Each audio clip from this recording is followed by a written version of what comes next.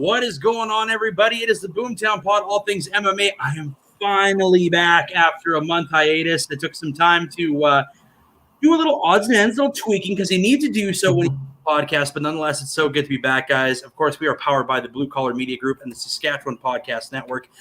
Again, I'm your host, Andrew Kahn. Thank you so much for tuning in this evening.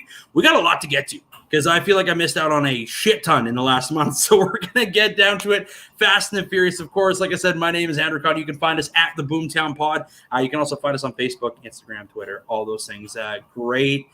Social media is just really taken off lately, so I've just been I'm old now, so I'm just trying to ride the wave of momentum and try to get on everything. But nonetheless, thank you so much, guys, for tuning in. Of course, this episode is sponsored by Stellar Gear, our good friends and the crew over in the Saskatoon Center Mall. Make sure to go visit them, MMA and Boxing System, and of course, Connexus Credit Union. With that being said, the Saskatchewan Podcast Network is supported by Connexus, and Connexus Credit Union is all about their members.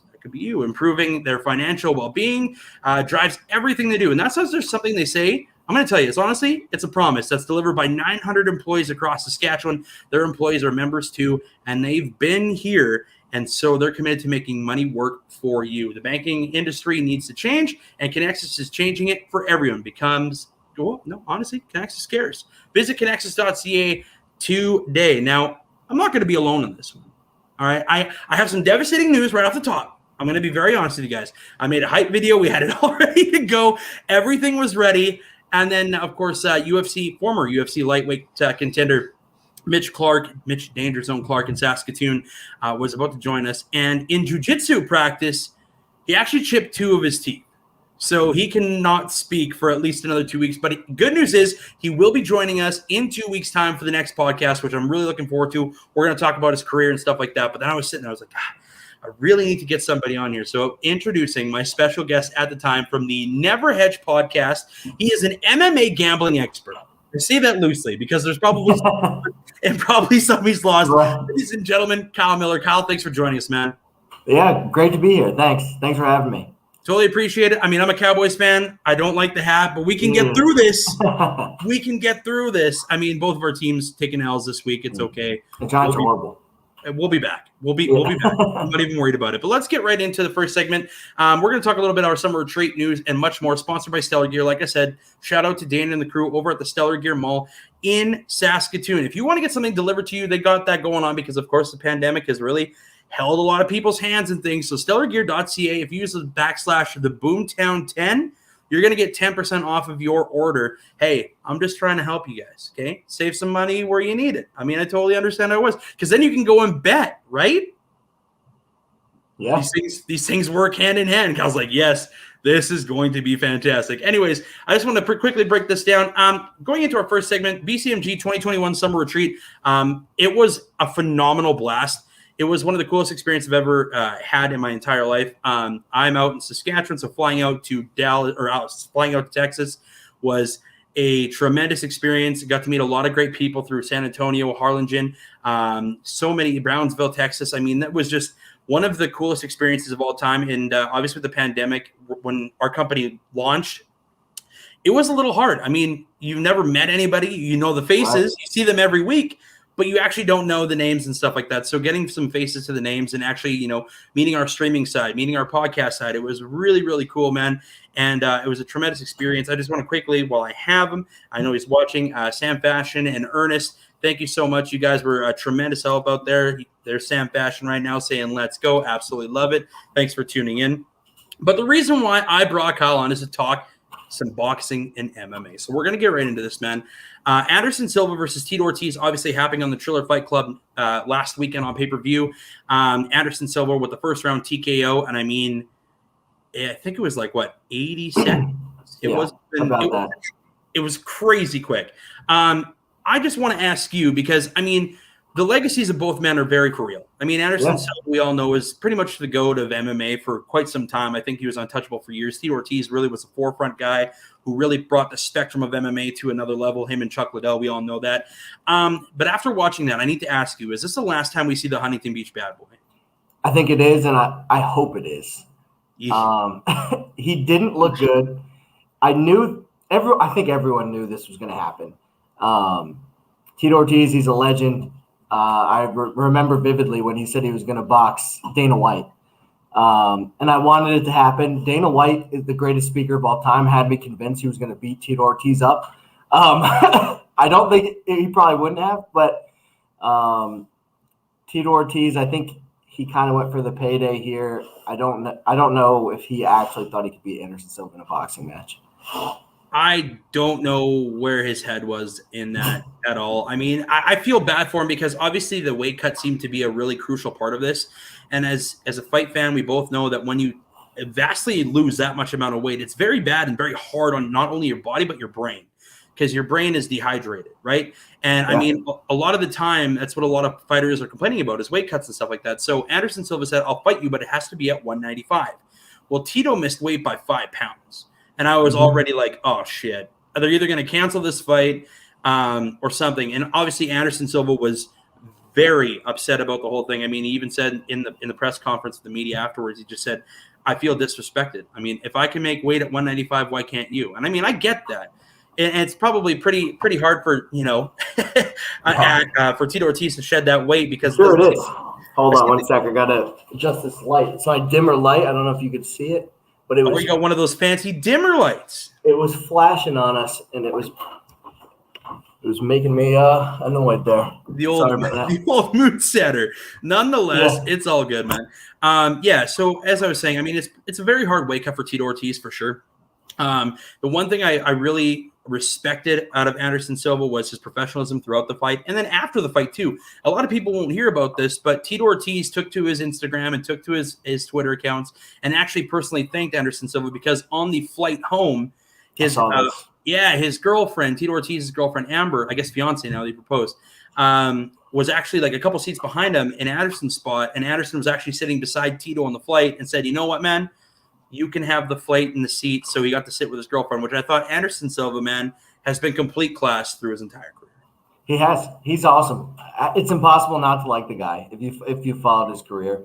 I know he had a brief stint where people were saying he was on steroids. But besides that little blip, he's been nothing but class. Yeah, and that's true. And Sean commenting saying Tito's a badass, but hasn't said much for the past how many years.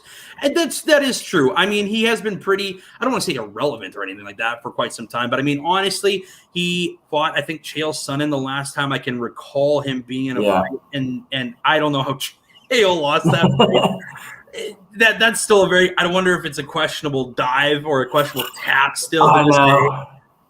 If anyone's going to dive, it's Chael. So yeah. Chael will chase that paper, baby. That's just who he is. But nonetheless, I think this is pretty much the end of Tito Ortiz. I think we can both agree on that. I really hope it is. I don't feel like combat sports is his anymore. It's just Father Time's caught up to him. That shin's weak. For sure. And I just overall think that he obviously deserves to be in the UFC Hall of Fame, rightfully so. A forefront guy for the sport for sure. Anderson Silva continuing to box. And some names have been called out. And I kind of wanted to bring up this subject because it seems that this guy, Jake Paul, I don't want to talk about him too much because everybody always like, hey, you talk about Jake Paul too much. But how can you not? Because he's literally a marketing genius. And here we are talking about him all of the time after 4 fights in his career, which impressive. But the reason why I brought up Anderson Silva, because it sounded like Anderson said he was intrigued by the matchup against Jake Paul.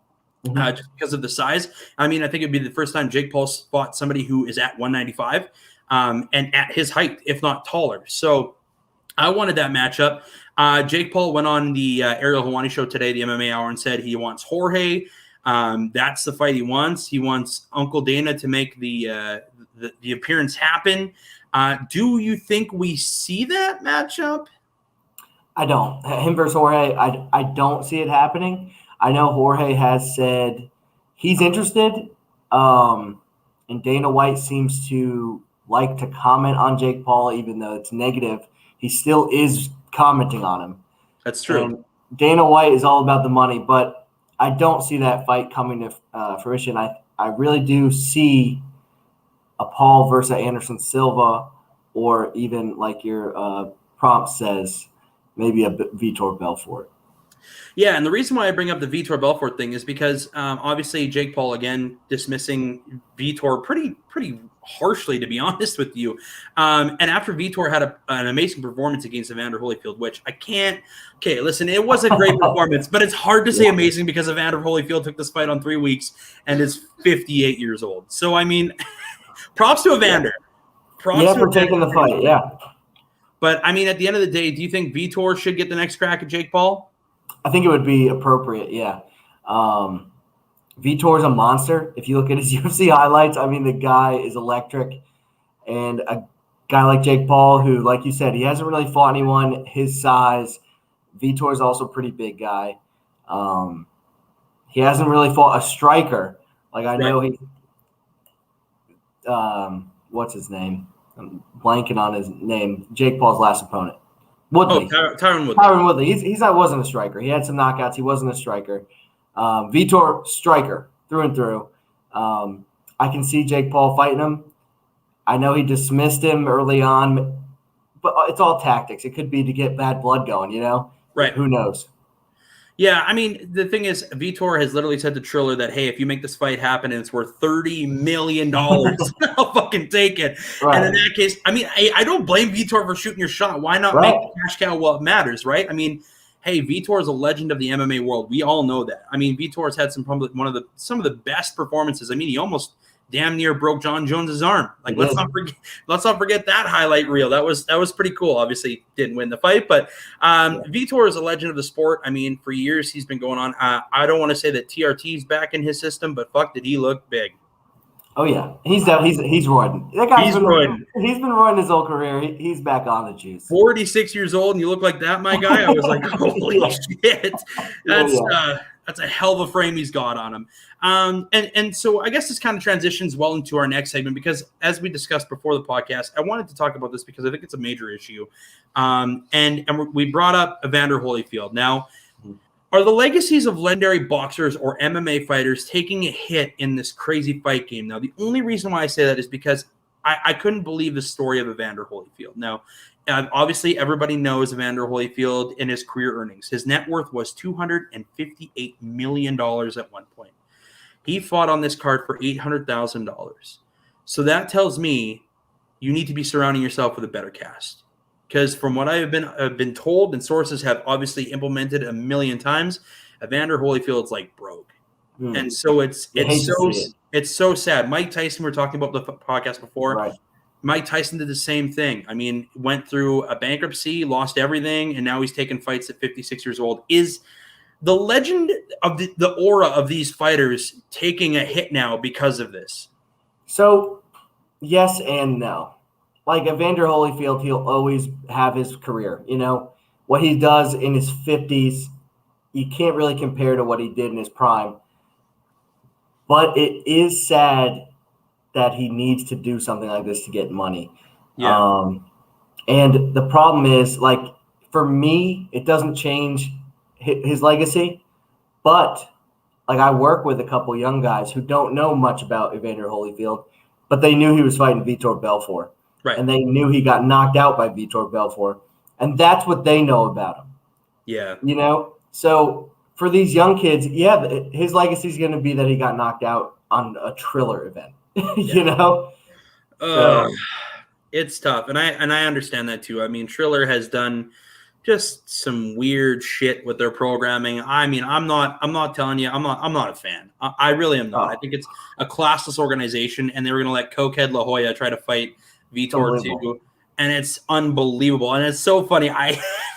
Comedy purposes, when Oscar De La Hoya posted up that video, he's like, of all things, COVID-19. I'm like, stop snorting cocaine. You might be okay, my guy. I don't know. I think his announcing job was ridiculous. I've had this conversation with many people on the Blue Collar Network, and we kind of had a live event watch too. Yeah. And we're going through the event. And I'm like, man, what is going on with De La Hoya? Like, I just thought personally he wasn't all there. And that's another one of those legendary fighters that, you know, is trying to make these comebacks. And it's just sad and depressing because, again, Oscar De La Hoya was a $350 million fighter. Now he's a joke. Now he's an absolute joke. No one takes him seriously. Nope. I mean, and that's so sad. And that's the relevancy of the fight game. And that's how this works in sports too. I mean, you see so many guys mismanage money. Allen Iverson. I mean, Delonte West, like he was homeless. I mean, there's just literally homeless. Yeah. So many of these celebrities that need to surround themselves with so much better people. And I'm so sad to like have to talk about this. And I think, I know that you say they don't take a hit. I think they're taking a massive hit because it's the name, it's the reputation. Like you said, these young kids are like, hey, who's Mike Tyson? Who's Evander Holyfield? Right. Crazy. And it's just like, it's for us, we're like, we grew up. They woke up and chose violence that day. Like we loved Mike Tyson. He bit Evander Holyfield's ear off. Yeah. Like it's just one of those things where you're just like, wow, this is crazy. Like, and to this day, I mean, I feel like after I watched that event, and I understand Triller's got a ton of money. Apparently, this company is just absolutely loaded. And they just hand out money like it doesn't matter. And I understand these fighters trying to take a payday, but man, it breaks my heart because Evander Holyfield, the highlight reel, if you've never seen an Evander Holyfield fight, please go and do so. If you've never seen Mike Tyson fight, please go and do so. Floyd Mayweather, please go and do so. I mean, these are guys that, and no, Floyd's not broke.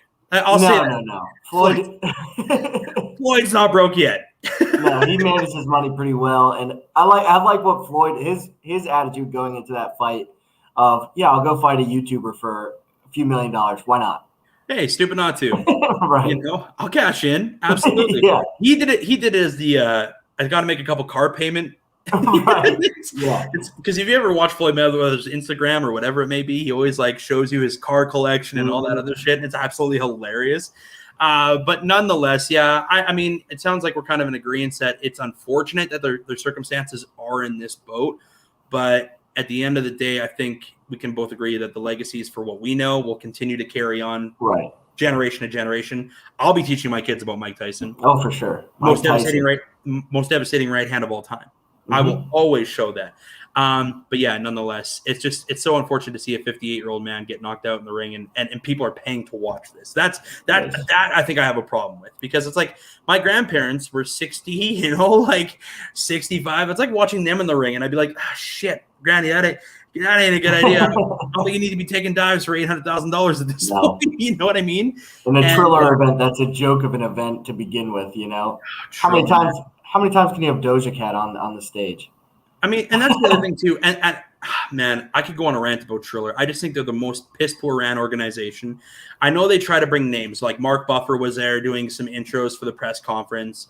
The crazy part is, legitimately, the two first fights of the night are actual legitimate boxing fights, like very good sanctioned fights. And you're like, if you didn't watch any rest of the card and just watch those first two fights, you'd know what boxing is. Mm-hmm. Like, I mean, the two young guys, I think it was the Italian and what's his name, the Scottish guy, that were just going at it to start that card off. I was like, damn, this is what boxing's all about. And even the previous fight card, when Jake fought Tyron, we had the women's unified title match.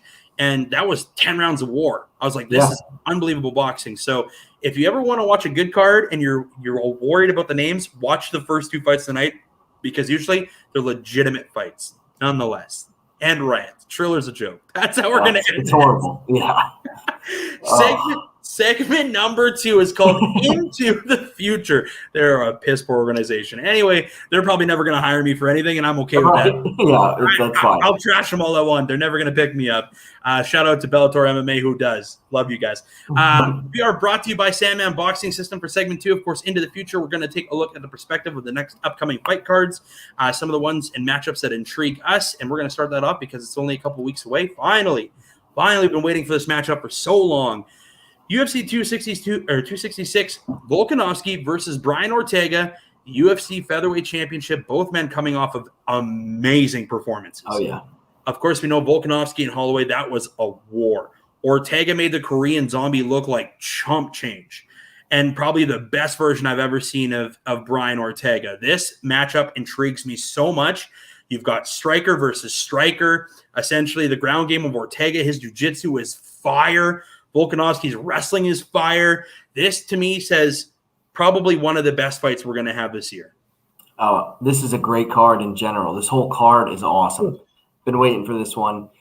Like you said, they both have had great performances. I was on Korean Zombie against Ortega. Unfortunately, That didn't work out. Ortega, he looked great. He surprised me. I didn't know that his striking would be that good in that fight. He's going up against Volkanovski, who we've seen fight Max Holloway a few times, and he beat him. He beat him every time, but they were all close, and Max is the GOAT. So it's going to be a close fight.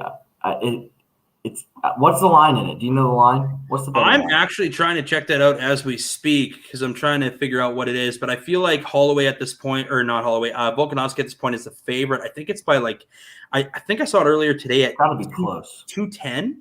Ooh. It's not anything astronomical. I mean, 210 seems like it's off the page, but I mean, Brian Ortega was also coming off a loss as well before that Korean Zombie fight. Mm-hmm. So, I mean, realistically, I could see 210. I could see, even if you're going to you might get a draw pick when it comes down to the event. I mean, it's a very hard matchup to go against. I mean, if you said minus 110 for both, I'd be like, hey, listen, split pick, totally get it. Totally understand. But for all intents and purposes, I think Ortega might pull this off. And the only reason why is I think his jiu-jitsu is just next level. It is. And after watching that Korean Zombie domination and Volkanovski being out for a very long time now, I think I got to give it to Ortega. I got the line. It's minus 160 for Volk. Brian Ortega is plus 140 dog right now. That's on DraftKings Sportsbook. That's not bad. Okay, so what was that again? Minus 160 for Volkanovski, and you could get Ortega as a plus 140 dog. I like making money, man. So obviously I'm gonna go Ortega on this one. The only thing that scares me about that jiu-jitsu, like, I hate going for guys who I think need a finish to win the fight, and I think Ortega might need a finish to beat Volkanovski. Yeah, I mean, you saw the hands that Ortega had and displayed against Frankie Edgar, right? I mean, that's and the first guy to ever knock out Frankie Edgar, so that was quite a performance, obviously. My thing with him is that when he gets you to the ground, he is a freak off his back. Like some of his submissions, if you just watch the Brian Ortega highlight reel, it is unbelievable what he is so capable of doing off of his back that fighters will literally let him, like, they stand him up. They're like, nope, I don't want anything to do with your ground game. But Volkanovski's a big body in the featherweight he's used to being around big guys. For sure. He trains with big dudes. Yeah, right. So it's a close fight. It's really well matched. Both have great gas tanks, so we don't have to worry about that. And like you said, Volkanovski's been off a while, and he's been training for Max Holloway every time for years now. So that change of pace, Brian Ortega is a completely different fighter. It's very, very true. Very, very true. So you're going to go – I'm going to go Brian Ortega. I lean Volkanovski. Okay, cool. We'll get back to this when we recap this card next time you're on, man. Okay, so on that card too, there's lots of fights, like I said, on this. Valentina Shevchenko versus Lauren Murphy for the UFC Women's Flyweight Championship. Lauren Murphy's just been on this tear. And, like, surprisingly on this tear.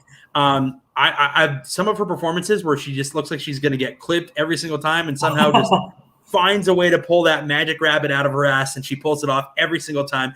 Lauren Murphy is definitely one of my favorites. She's an interesting matchup. I think it's going to be the hardest fight that Shevchenko's had to date, minus the Amanda Nunes, but that was a different weight class. Right. I am going to go all out here and say that Shevchenko, I think, was like a plus 600. It's ballooned up. Or minus 6 or something. It's ballooned. It's insane right now. She's minus 1375. Oh my god! Oh my god! On $1, you'll make $1.25. So I mean, if you want to make that bet, go ahead. But Shevchenko is an absolute freak. I mean, her dismissal of Jessica Andrade, who I thought might be one of the better opponents for her in that division. I mean, obviously she moved down to make that cut, but god damn, Shevchenko's good, man. And I don't think there's just I don't see anybody that beats her. I really don't. No, she's so well rounded. She's got this division on lock, and Lauren Murphy, like you said, has been on this great run. I just don't see her being the one to beat Shevchenko. I can't see it. Yeah. Not at all. And I agree with you fully. I think the other thing that I would take into consideration with this one, like Lauren Murphy is a fighter. She is a true fighter. Like, she's fun to watch. Mhm. Like I said, there's some days where you're like, holy shit, she should be knocked out by now. And it just continues to tick on and continues to keep going. And you're just like, wow, this is next level. At minus 1375. So that would make Lauren Murphy a 1,200. No, because the bookies are greedy here, so they're not going to give you the best line coming back. She's plus 800. Oh my god. Yeah. for shits and giggles, and I did this. Okay, so a few years ago, and this is just a flashback story. We were at a pub one night, and we were watching Rousey and Holm, and I was like, I looked at the lines, and Holm was a plus 1,200 to win that fight.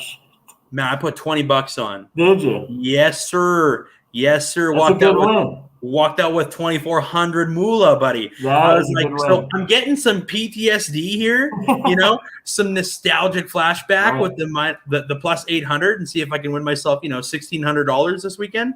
But I also know that she's probably gonna get her ass whooped. Yeah. So I might just make the 25 cents on the bet of Valentina. So it's safe to say we're both leaning Shevchenko. For sure.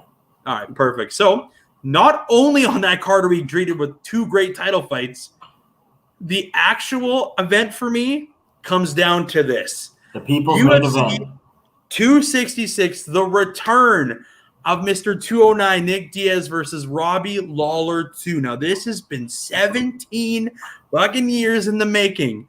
The first time they had this fight, the UFC was just starting out to become a big foreground sport. I mean, it came a long way in that timeline since then. But obviously, Nick Diaz got tagged up a ton by Robbie Lawler in that first round. Mm-hmm. And then, boom, Nick Diaz became a legend because he just fucking knocked him out. It was insane. It was one of the craziest fights ever. That's when I honestly, truly became a major fight fan, was back then too. But anyways, Nick Diaz has been suspended, as we all know, for almost 6 years of action, which has been completely insane for a marijuana dosage that he was found when he fought Anderson Silva. He was higher than a kite. I mean, he laid down in the middle of the octagon like this, waiting for somebody to come after him, which, hey, fucking awesome. I thought it was hilarious. Anderson Silva was trying to call him up, and Nick was just like, doing the middle fingers. Don't be scared, homie. Come in and fight me. But nonetheless, man, I know that Nick Diaz is in phenomenal shape. He's a triathlon athlete. He's been going ham forever. The last time we saw Robbie Lawler, unfortunately, lost to the milk bag that we call Ben Askren. How do you think this fight plays out, man? This is a tough one to call because Nick has been out for so long. I always thought Nick was better than Nate. I always thought he was the better Diaz brother. That might have just been just because he was around first. Not sure. Nate has become an excellent mixed martial artist. Nick versus Robbie, if Nick had been active and same activity level, I'm picking Nick Diaz all day. I'm still leaning Nick Diaz, even with the inactivity. He's a slight dog right now at minus 105. It's basically a pick 'em. Yeah, minus 105, minus 115 for Robbie Lawler. Robbie is a guy who has relied on his chin throughout his career. He likes to brawl. We saw it in that first Nick Diaz fight. They got into a brawl, literally just rock 'em, sock 'em, and Nick came out on top. I see it being similar this time. Yeah, I mean, I'd have to fully agree with you. I mean, Nick has been inactive for the whole 6 years thing kind of worries me a little bit.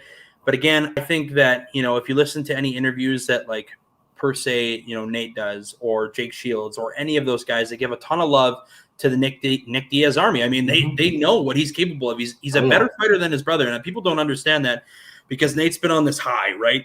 I mean, Nate was a cash cow. I mean, if you fight Nate Diaz, I mean, you become relevant. I mean, Leon Edwards was so quiet. I mean, obviously Leon is the number 3 ranked welterweight, but I mean, he almost got storched. Could you imagine what that does to him if he loses that fight in the final 30 seconds? I mean, I was rooting for Nate so hard. I was losing it. He's pointing at him. I was like, what are you doing? But yeah. And then when he pointed, I'm like, oh no, he's taking too much time. He's rocked, man. And Nate was tired, man. He was round 5. I mean, realistically, he's gassed. But what a performance! But again, when he gets into the when the interview is going on, he literally says, "Nick Diaz Army, baby." This is this is who we are. We all are my brothers. So, I mean, I'm going to go with Robbie Lawler in this fight. I'm a Nick Diaz guy, and I'm going to go with Robbie Lawler. Again, it's a pick-em thing if you're betting right now. Minus 105, I'm sure it means plus 100. It's minus 105 and minus 115. Yeah, there we go. Yeah, pick 'em fight. I mean, realistically, Robbie Lawler, I just think with the inactivity, Robbie's got heavy hands. And I think Nick not getting tested or getting hit like that for quite some time is going to be a shell shock for him. And, I mean, this is probably going it's 5 rounds, right? I believe it is a 5 Yes, round it is. Yeah. So it could go all 5. It could go all 5. And that would lean Diaz. Always, it always leans Diaz as it goes deep. One thing that does scare me about picking Diaz is we were talking about money issues before, and I'm not saying Nick has money issues, but I don't know if you've seen some of the stuff he's been doing with his selling. I don't know what those videos were. Him with nunchucks on a beach. I don't know what those were. Some kind of instructional videos, but they look to me like Nick needed some money. Yeah. Yeah, it was like OnlyFans for karate guys. It was just, it was repulsive to watch. I'm like, oh shit, he's broke. And I think honestly, the 6-year suspension he fought, he tried to, multiple times he tried to come back, and they just wouldn't let him. And obviously, the UFC has his rights, so it's not like he could just jump ship over to Bellator and fight there either, because it's still a suspension. It's an MMA sanctioned suspension, which was the first of its kind at that point. But again, it was Nick Diaz, and we all knew that was probably going to happen in that situation. But man, I'm just so fucking pumped for this card. I think it's going to be fireworks no matter what. And even some of the undercards, I could get into all that. The preliminary cards, it's very good too. How good was Contender Series tonight? Excellent, dude. Excellent whole season. Yeah, this whole season has been unbelievable. Is there one fighter that sticks out to you the most from Contender Series tonight? So far throughout the first couple episodes. Off the top of my head, I'd have to look through the names again. Do you have anyone that sticks out to you? That flying knee performance. I can't remember who the hell it was, but god damn was that amazing. I can't remember the guy's name. He got a contract like pretty much immediately as soon as he walked out. My losses stick out in my head more than the wins. God damn losses. But what's his name? Candelario. That kid looked pretty good. Yes, Candelario did look good. The Brzeski fight was tonight. I don't know the result of it. I think it's happening like now. We'll break it when we at some point during this cast. It'll be over, but which is awesome. But speaking of fight cards that I'm getting excited about, we've had a great relationship. The Boomtown Pod actually is a great the Blue Collar Media Group too has a great relationship with Bellator. I've been doing a lot of behind the scenes interviews with the fighters and stuff like that, which has been awesome. I've been part of the media credentials out there. We're up there too. Oh, dude, it's unbelievable. So I definitely see they treat you like gold. Hey, man, what an organization. Honestly, I have nothing bad to say about Bellator at all. Everybody, all my friends are like, well, they're the B-list company. They're this. I'm like, you don't understand some of the fighters that are in this program. Yeah. And obviously they had the rep of signing a bunch of former UFC fighters, but man, unbelievable job they've done. This Grand Prix tournament has been fire. I mean, we've seen some of the craziest, upsets. I mean, Douglas Lima has just fallen off the earth. I mean, this guy was last year the man, and now this year 2 different stories. He's just dropped off the face of the earth. But this one excites me, and I'm looking forward to, and so are you, I'm sure, getting to talk to both of these guys at some point. Phil Davis growing up for me, another reason why I was a big fan of the sport. Phil Davis, obviously the former Bellator welterweight champion, and he's going to be welcoming Yoel Romero to Bellator. Obviously former, again, light heavyweight contender in the UFC. This one's an intriguing matchup. They're obviously both fighting at light heavyweight now. Phil Davis's welterweight days are very gone. Those are very different. Yoel Romero is a monster. Obviously, Yoel Romero was supposed to fight Anthony Johnson, Rumble Johnson. It never happened. And Yoel got hurt, and obviously we all know Anthony Johnson came back and won an amazing fight, so he's still in the Grand Prix tournament for the title. Who do you have winning this fight, man? Because I'm tossed right now. So I was too. I started breaking this down. I'm going to do our full breakdown video tomorrow. I've got Phil Davis. Okay. I think he is the younger fighter. I know he's also up there in age. I think he's 36 years old. Yep. He's fought the who's who in the UFC, got wins over Glover, Lyoto, Gustafsson. And this is something I shocked me. I looked up what year he left the UFC for Bellator. Do you know what it is? 2018? 2015. Jesus. Yeah. So he was one of the first guys to do it. Yeah, he was. He's only lost to Ryan Bader and Nemkov in Bellator. So good, man. Oh my god. Yeah. Oh my god. He's one of the most underrated and underappreciated fighters that no one talks about. If you have not seen Vadim Nemkov, right, and two of those losses, right? The Ryan Bader loss was a split, and the first Nemkov loss was a split. The second Nemkov fight was not as close. Yeah. Phil Davis tried so hard to get in on him. I know. At all. Yeah. He could not do it. No, and I mean, I agree with you fully with the Phil Davis pick, man. And the only reason why I don't know the extent of Yoel Romero's injury, but it's sidelined him. Like he was supposed to debut long time ago. March, like when this tournament started. April. Sorry, it was when he's supposed to debut, and it just nothing happened. And I was like, okay, well, when are we going to see Yoel? And then all of a sudden, it was like another month, and obviously Phil Davis, we know, lost to Nemkov in a performance that, I mean, listen, Nemkov, I think I don't think he loses this tournament. I really don't. No, I don't either. Nemkov is like maybe Anthony Johnson catches him with a lucky hand, and that's going to be the only way to finish him because I think Nemkov he'll take him down too. Like Nemkov's not afraid to do anything, man. He's so good. Yeah. Like you said, he would go. He's one of those guys go over the UFC. He's top 5. Oh, yes. Yeah, he's top 5 instant. Yeah. Yeah. Yeah. And that's exactly what I thought too. I was like, if Nemkov wins this tournament, of course, it's $1 million payout again. He'll keep his championship, and that's impressive enough to go throughout the entire tournament and keep your title the entire time, which hella amazing. But I want to see him make the jump. I really do, because I want to see what he can do in that division. It's kind of like Michael Chandler. I was so happy to see him make the leap over to the UFC side of things, and everybody kind of slept on him in that Dan Hooker fight, and I think he woke a lot of people up. And I think Oliveira, lucky that he didn't have extra 10 seconds in that round, or we'd be talking about Michael Chandler being the UFC lightweight champ, which – Banana Land. I'm so pumped for Gaethje and Chandler. Oh my goodness. Good fight. Oh, Gaethje's winning that fight. I hope so. You know he is. I hope so. Chandler's chin isn't what it used to be either. I mean, Chandler if he would just stop fucking when he power punches, stop leaning with his head all the time. You know what I mean? Am I the only one who notices that? The old Ryan Bader running into Lyota's fist. Yeah, like stop doing that, man. And Ryan Bader learned from that, but it's like Chandler hasn't learned from that in years. Like, and Chandler is one of my favorite fighters. So I mean, but anyways, this matchup, I think Phil Davis takes him to the ground. I don't, and obviously everybody knows Yoel Romero is an NCAA wrestler as well. He was a college wrestler. He's been a great wrestler his entire career. I just think Phil Davis is just his ground and pound is a lot of work. When he puts it on you, he puts it on, and it's hard to get off. And I'm a Yoel guy too. I always have been. I always thought his potential is, his ceiling's so high. He could have been champ, one of those guys. But I'm sick and tired of betting on guys who are inactive in the ring.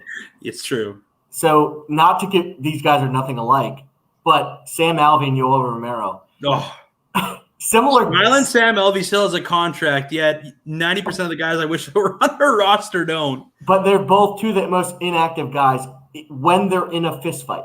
They just don't do anything. And that's Yoel's only problem is he doesn't know when to pull the trigger, and it's going to hurt him against Phil Davis.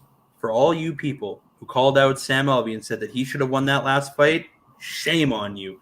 Shame on you. Yeah, Sam Alvey looked like Tyron Woodley against Jake Paul. Gun shy. But honestly, Phil Davis is a great fighter. I think he's been a more active fighter. He knows Bellator's style of fighting too. He's just been their Bellator guy. Obviously, 2015. I thought it was 2018. That's an incredible stat. Because early on in that transition, right, when Scott Coker and the group made Bellator, I don't think they really saw them getting a ton of big names off the get-go. And Phil Davis at that time, folks, was a top 10 in the UFC. So it was a very weird transition. I was happy to see him. And obviously he went over to Bellator, wins a title and stuff like that. He's had a on and off again, a little run. He wins a couple, loses a couple. It's just who he is. But what's the betting odds right now there, MMA betting expert? I will have to check, but I'll get that in a couple seconds here. Perfect. I love it. I love it so much because I mean, Phil Davis should probably likely be the favorite in this fight. I would think so. Yeah. But some guy in For Vegas sure. is probably like, yo, Romero, you know, like. So on the book I use DraftKings because here in Virginia it's legal. Yep. They don't have it up. It's not up. So I would have to go over to I use Best Fight Odds when I can't find them. Perfect. Shout out to a sponsor. Do you guys have a sponsor? No, just use them. Yeah, I love it. Well, while you're searching that up, we're going to break it into the next fight card that actually happens this weekend. We're going to talk about the headlining fight, UFC Fight Night. Anthony Lionheart Smith taking on Ryan Spahn. This fight is going to be very intriguing. I'm very excited about it. Anthony Smith has looked very good in the last couple of fights. Obviously, beating Jim Crute because his leg was, Crute's leg was heart of a warrior. I was on Crute on that one too. Kid's a legend. Kid's got the heart of a warrior, man, and the Aussie country loves him. But he wasn't, I know that he wanted to pursue that fight and keep going in that fight. But as soon as he backed up into that corner and his leg buckled, he was done. And I mean, shout out to Anthony Smith for being such a smart fighter. People don't give him a ton of credit because he did fall off the map after his loss to John Jones, who I thought he really pushed John Jones. He did. And then he obviously had a little bit of a slide, kind of like Dominic Reyes. It kind of seems like the effect that if you fight John Jones, there's a bit of a ripple effect after you're done with him. I mean, look at Thiago Santos too. Like, I mean, there's just this ripple effect that these guys lose a couple fights. But Anthony Smith on a 2-fight win streak, Ryan Spahn on a 3. Who do you like in this fight, man? I like Anthony Smith. Yeah. He really impressed me in his last fight. Before that, I was off. After that Glover fight, I was off Anthony Smith. I was way off. I was like, holy shit. Anthony Smith just took the beating of a lifetime. I don't know how anyone could bet on him going forward. And then he won. He he proved me way wrong. I found that line, by the way. Phil is a -120 favorite. Another toss-up pick. Yeah, over a +100 on Yoel. Yeah. Huh. So close one. That's very close. Yeah, but like you said, that Jimmy Crute fight, Jimmy Crute did do some damage when he got that takedown. But Anthony Smith on the feet, he's no joke. He's no joke on the feet. I know Devin Clark is such a shitty fighter, but I like him. I like Devin Clark. And Anthony Smith had his way with him real quick.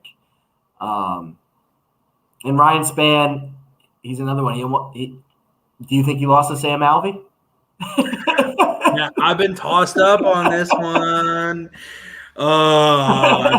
Smiling goddamn Sam. He's the most controversial fighter in the UFC. Yeah. Love him or hate him, he's just going to have a smile no matter what. But I thought he lost, but whatever. I mean, I did too.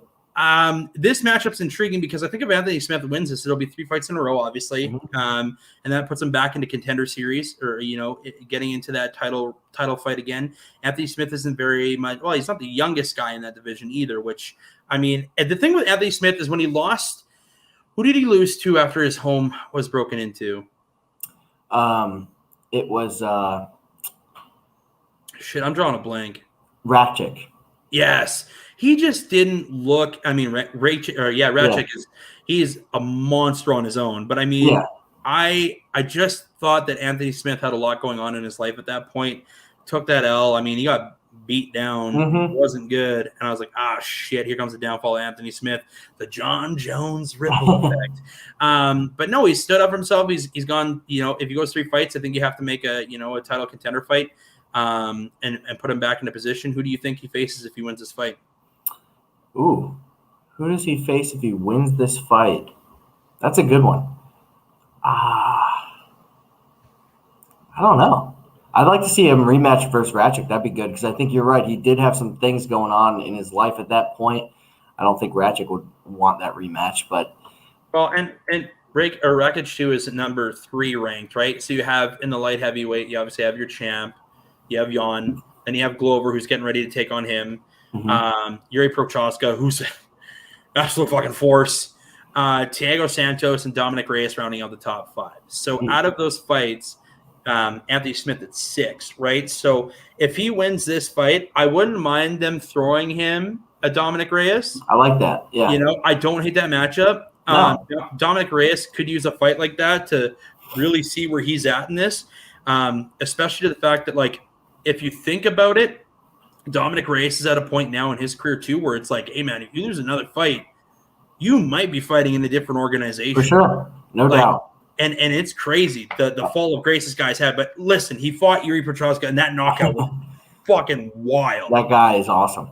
Oh, he's so electric, man. Yeah. And one of the funnest light heavyweights in the game. Both, any organization, PFL, that included, man. I mean, he is electric. Glover Teixeira, I don't think stand a chance against Jan Blachowicz. I really don't. I agree. I'm just such a fan of Glover. I want him to win so bad. It would just be awesome. Making this run that he has at this point at 40 years old is insane. Yeah. Like the last time that Jan Blachowicz fought, obviously against Israel Adesanya, Glover made weight to be the caller for that fight. He was at that fight in the Apex, and he's like, hey, listen, if this is going to happen, I'm fucking here. And I was like, wow, that is absolutely impressive because, I mean, listen, he didn't have to lose that weight. He was just like, hey, if this is how serious I'm going to take it because this is the last push I have in my career. So, I mean, I'm looking forward to that matchup big time. It's going to be a lot of fun. Yeah. Shout out to our boy Luke Hardo, who's tuning into the podcast. Got to give some love where we can. Of course, when I look at the rest of the, like I said, the light heavyweight division, a matchup with Rakic doesn't make a lot of sense to me for Anthony Smith. No. Just because I think it's such a bad mismatch. And I think Rakic is probably looking at fighting Prochazka next. I think that's the matchup to make. That'd be good. I wouldn't mind Prochazka versus Anthony Smith either, just to give him more of a name. A name, yeah. Yes, that one more name. Like Prochazka obviously murked Dominic Reyes, former title contender. If he does it against Anthony Smith, if Anthony wins this fight, if Ryan Spann wins this fight, I mean, which would blow my mind. If Ryan Spann wins this fight, like you could put him against, again, you could literally put him against Dominic Reyes. That would be a good matchup. If he were to win, put him against Dominic Reyes. I like that a lot. I feel like anybody right now faces Dominic Reyes is like, you remember how like there was always back in the day, there was gatekeepers to get to the title. Like if you beat Clay Guida, you got to move up to the title back in the day. If you beat, what was his name? Oh, geez. Had some wars with Frankie Edgar. Oh, who the hell is his name? Gray Maynard. Gray Maynard. If you beat Gray Maynard, you got a title shot. If you beat anybody, it just seemed like it was like you got that title shot. But Rich Franklin. Rich Franklin, you beat the ace, you move up. Yeah, like, it's just one of those things. Tito Ortiz, you beat Tito, you're on a title shot. Oh man, but anyways, he seems to have that reputation now, and I really hope Dominic Reyes. He's very young; he's only 25. I think there's a lot of career left for Dominic Reyes. I hope he doesn't take as much punishment as he has been in the last couple of fights because he has been beat up. So I mean, hopefully that changes. But this fight, we're going both Anthony Smith. Yeah, got to take Anthony Smith here. Betting line? So that one's a little bit close. I think Smith's minus 170. Okay, minus 170 to Ryan Spann plus 150. So there's still tons of value on Smith there. I do think that'll get bet down. So you got to take it now if you're going to take it. So going back to the top, we're going to go through our fight cards. We're going to give you guys a pick 'em, and you guys can take it if you want. Of course, this man's a bettor, so he's going to tell you. Okay, Volkanovski Ortega, we were leaning Volkanovski. Okay, perfect. And we had some good money on that one. Lauren Murphy said, Shevchenko, if you want to make some money on a huge upset at plus 800, maybe throw $1 or $2 on to Lauren Murphy. But for all intents and purposes, we're going to both say Valentina Shevchenko because we just don't think it's going to be a beatdown. Nick Diaz, Robbie Lawler, it's a pick-em fight. I think we're both leaning that more than likely Robbie Lawler pulls us off just because of the inactivity on Nick Diaz's side. But never count out 209. That's all. I'm leaning Robbie, like you said. I'll probably end up betting Nick Diaz. Yeah, me too. Just it's a hard pick. We're trying to go with the money picks. This is a hard pick. I'll take the loss. You guys don't have to. Phil Davis, Yo Romero. We're both leaning Phil Davis. Pretty one-sided on that one. And then, of course, Anthony Smith, Ryan Spann. We're both going with Lionheart in this battle. Good luck to them this weekend. That's going to be on UFC Fight Night at the Apex, which has fans now. Which is cool. I like it. I'm down with it. 40 fans. It's kind of different. Yeah. Like, who was it that just fought? Oh, Giga. When he fought, and all of a sudden he had his family there and his friends in the background, and they were just losing it after an amazing performance, by the way. Kind of wanted to pick your brain on that one, too. I thought for the longest time, Edson Barboza was the fastest man in that division. Giga blew my mind. Yeah. He made Edson Barboza look slow. I was on Edson. Me and my partner Scott, we were split on that. He was on Giga, I was on Edson, and he got me there. That's one of those, like I said, you hate the losses, but you learn from them too. And Giga is a monster. Whew. And we learned it there. He had some close fights in the UFC, which was what was scaring me. And he proved me that he's legit. He's real legit. The thing is, you hear people say it all the time. That guy's going to be a fucking problem. That guy's a fucking problem. Yeah. I mean, it's just electric how fast he gets his kicks off. It's like it's like getting punched. Yeah. It's just so quick. And I'm like, even Barbosa said, he's like, I have never faced somebody that fast. And I was like, well, shit, Edson, because you are the fastest guy in that division. Everybody's not used to your pace. And now, insert Giga. And I think he's going to have an amazing career. Obviously, I think he's going to be in line for a title shot after one more big win. I think he faces one more name in that division, and he'll probably get a title shot. Agree? Yeah. And he deserves it too. Well, that's all I got for you guys today. It's been so good, season 2. This is our first episode. Of course, special guest from the Never Hedge podcast, MMA gambling expert Kyle Miller. How can they find you on all your socials, bro? So, yeah, I'm at Never Hedge, like you have it up there. And we are Never Hedge Podcast on YouTube. That's where you can find us. Thanks, man. Thanks for having me. I'm glad to come on here. Man, absolutely. And of course, you can come on anytime. I'll let you be on there. And you can find us at the Boomtown Pod on Facebook, Twitter, Instagram. We're also on SaskPodNetwork.com. Of course, our great friends over at the Saskatchewan Podcast Network who picked us up, Blue Collar Media Group. You can also find us at BlueCollarMG.com.